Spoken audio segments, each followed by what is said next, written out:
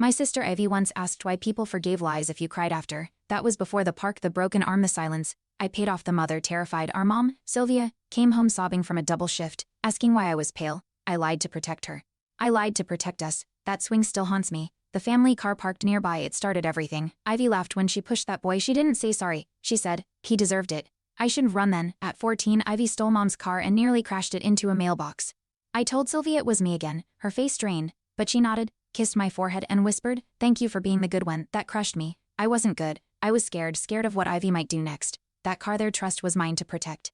Sylvia never asked questions. Ivy played innocent so well. I watched from the porch, hands shaking, as they laughed together. I had already disappeared. I gave up my college dream to stay close, thinking I could manage Ivy, but she forged mom's signature, pulled out a loan, and blamed me when debt collectors called. Sylvia screamed. I stood frozen. Ivy wept in her arms. Rowan, how could you? Mom cried. I swallowed guilt and silence. That night, the family car sat outside, empty. I pressed my forehead against its window.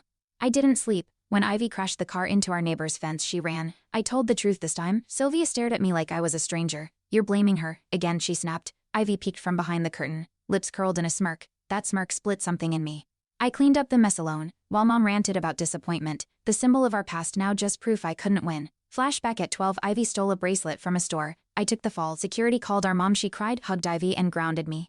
I didn't argue. I remembered that moment when Ivy hacked into my email, sent hate to my professor, and nearly got me expelled. Sorry, accident, she shrugged. Sylvia sighed. She didn't mean to. My lungs felt tight. That car outside, locked. Like my voice, the twist came fast.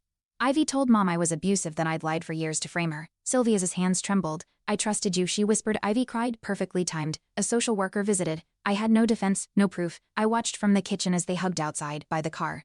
Ivy glanced at me over Sylvia's shoulder and mouthed, finally. That was the moment I knew I'd lost them. I packed quietly. No fights, no tears. Sylvia didn't stop me, just watched from the doorway. Ivy sat at the kitchen table, flipping through my journal like it was hers. I took one last glance at the car, my blame, my silence. I left the keys, walked into the night, free but not forgiven, just me finally. Months later, Ivy wrecked the car in a high-speed chase. Sylvia called, voice shaking. She's in custody. I listened.